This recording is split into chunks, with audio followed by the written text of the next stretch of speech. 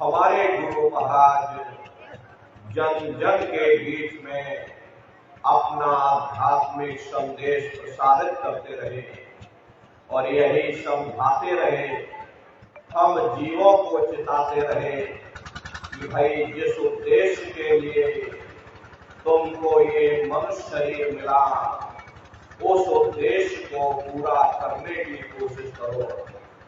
क्योंकि जब हम आप माँ के गर्भ में उल्टे लटके हुए थे उस समय हमने आपने उस परमात्मा से वादा किया था कि हे परमात्मा, इस बार हमको मनुष्य शरीर दे दो, हम भजन करेंगे, भक्ति करेंगे, हम अपनी जीवात्मा का कल्याण करेंगे। लेकिन मनुष्य शरीर मिल जाने के बाद में आप अपने वादे को भूल गए और इस माया की छाया में फंस करके हम आप अपने कीमती समय को और सांसों की पूंजी को बर्बाद करते चले जा रहे। महात्मा जीवों को समझाने की कोशिश करते कि भाई मिले नर देह तुमको, बनाओ काज को सपना, बचो मतिया इस जग में, जानियो रैन का सपना। हरे प्रेमी भाई बहनों, जैसे रात में हम लोग स्वप्न देखते हैं, हालांकि उस समय पर हमें स्वप्न सच मालूम पड़ता, असली प्रतीत मालूम होता, लेकिन जब हम लोग सुबह उठते हैं, जब हमारी आंखें खुलती हैं, तब हमें होश आता नहीं भाई हम तो स्वप्न देख रहे थे, ये सब भ्रम है। ठीक उसी प्रकार से ये दुनिया भी 10-20-100 साल का स्वप्न है। अब आप कहोगे हम जाग रहे, परंतु प्रेमी भाई बहनों, ऐसा हरगिज नहीं है। जिस दिन मौत का वक्त आएगा हम आप रोएंगे, हाय हाय करके चिल्लाएंगे कि हाय हमने सारी जिंदगी यूं ही स्वप्न में गुजार दी, जागने का समय तो अभी आया था, जो कुछ करना था भी करना था। लेकिन प्रेमी भाई बहनों, अब पछताए होत क्या, जब चिड़िया चुग गई खेत। महात्मा प्रेम से जीवों को समझाते हैं कि भाई देह और देह सब झूठा, भरम में काहे को अपना, ये घर बार हमारा अपना नहीं, परे पराया देश है, ये सराय खाना है, ये मुसाफिर खाना है, ये शरीर भी तुम्हारा अपना नहीं, ये भी काल का पिंजरा है, किराए का मकान है, पराया मकान है। किसी को 40-50 साल के लिए मिला, किसी को 80-90-100 साल के लिए मिल गया। जितने जितने श्वास उस मालिक ने बख्शे हैं, उसे भुगतने के बाद में हमें शरीर को यही छोड़ जाना। श्वास दुधारा नित्य ही जारी, एक दिन खाली शाम।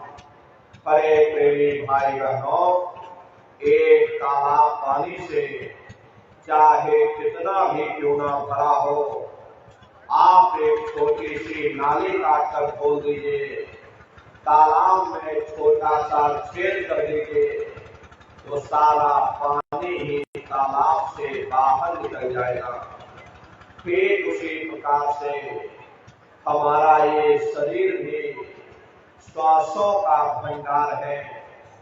जब तक श्वासों का भंडार जारी है, हम दुनिया के काम काज में फंसे हुए, दुनिया के कारोबार में उलझे हुए, लेकिन जिस वक्त ये श्वासों का भंडार खाली होगा, सारे टेलीफोन खड़क जाएंगे, तार पहुंच जाएंगे, संदेश पहुंच जाएंगे, सब रिश्ते नातेदार, सब कुटुंब परिवार वाले, सब अड़ोस पड़ोस वाले मिनटों सेकंडों में इकट्ठा हो जाएंगे।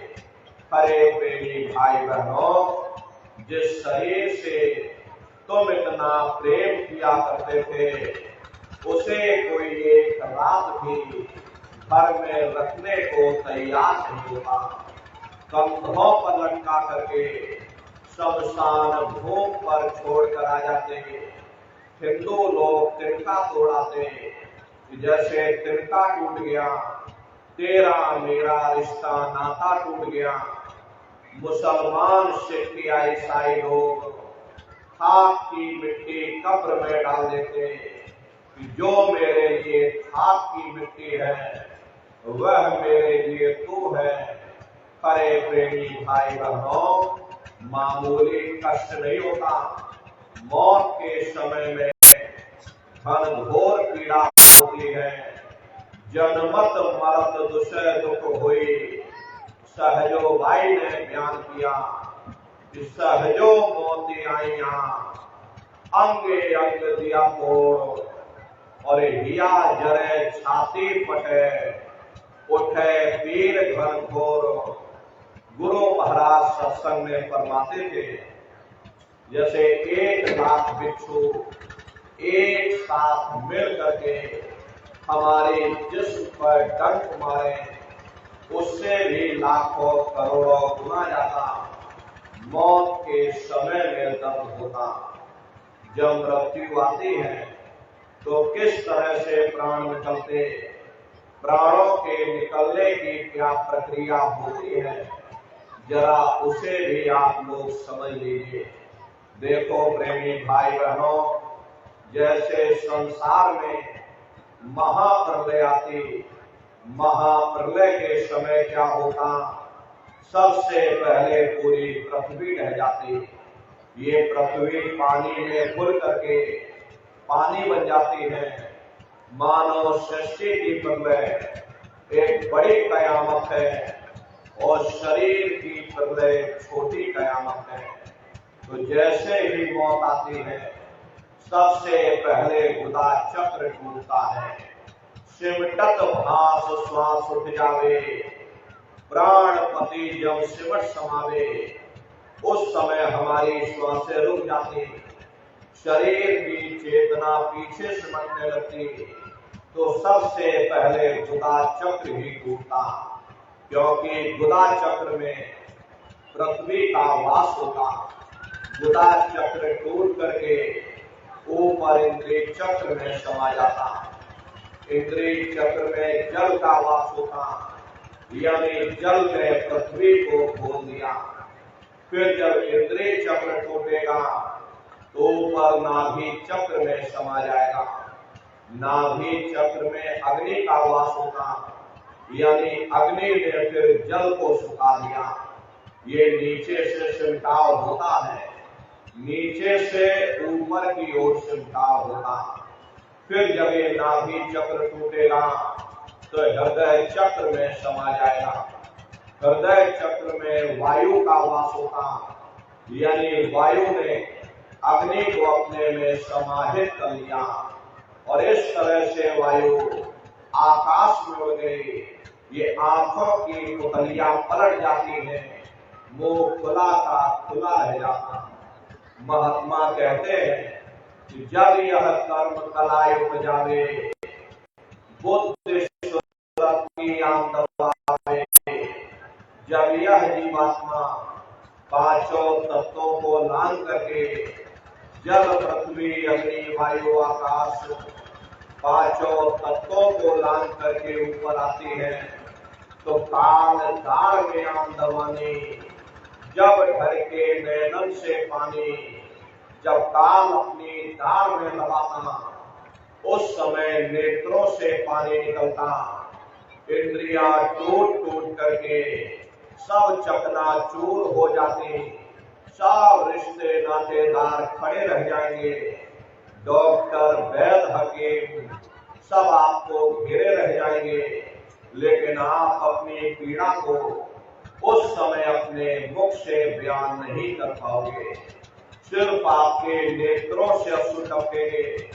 हरे अमदूत आते हैं, प्राणों की डोरी को तोड़ देते और जीवात्मा को खींच करके इस शरीर से बाहर कर दिया जाता।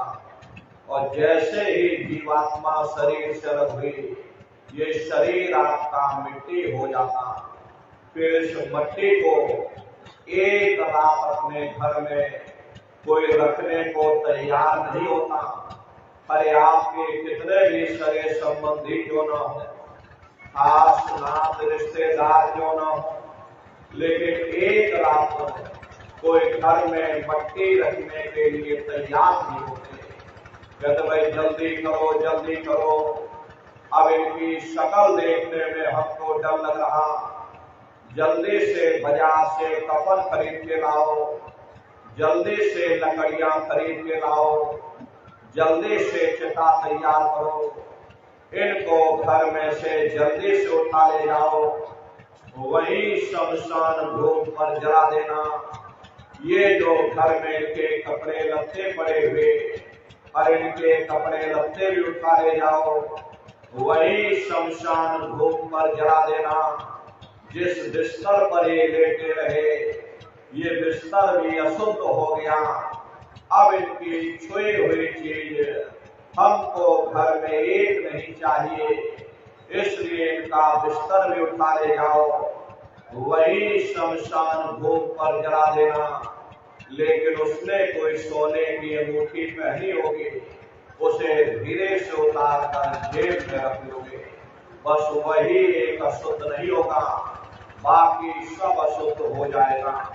अरे महात्मा कहते हैं कि भाई कुटुंब परिवार मतलब का बिना धन पास नहीं जाए। ये रिश्ते नातेदार, ये कुटुंब परिवार वाले, ये सब स्वार्थ के संगी साथी। अरे नारियों, आज तुम्हारी जेब में पैसा है तो सब जैसे तैसे तुमसे रिश्तेदारियां कायम कर लेंगे। आज जेब खाली हो जाए, कोई किसी को याद करने वाला नहीं। 13 दिन बाद 13वीं मना दोगे, लड्डू पूड़ी पकवान बना करके खिला दोगे, फिर जाने वाले को कोई याद नहीं करता। अभी बूढ़े बुजुर्गों से पूछा जाए कि क्या तुमको तुम्हारे माँ बाप की याद आती है, तो कहेंगे भाई नहीं आती। अरे क्यों नहीं आती? तुम्हारे माँ बाप थे, तुमको पाला पोसा बड़ा किया, खुद भूखे रहे होगे, तुम्हारा पेट पाला होगा, तुमको तुम्हारे माँ बाप की याद क्यों नहीं आती?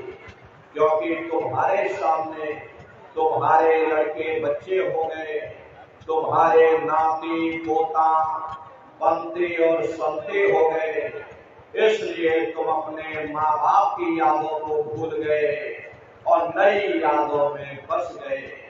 ऐसे ही प्रेमी भाई बहनों, एक दिन सब तुमको भी भूल जाएंगे, कोई किसी को याद करने वाला नहीं। ये कहानी तो शमशान भूमि पर समाप्त हो गई। उधर देखो क्या होता, तुम्हारी जीवात्मा को ले जा करके ऊपर धर्मराज की कचहरी में पेश कर दिया जाएगा। वहां पलक झपकते ही तुम्हारे अच्छे बुरे कर्मों का हिसाब किताब हो जाएगा। धर्मराज तुमको सजा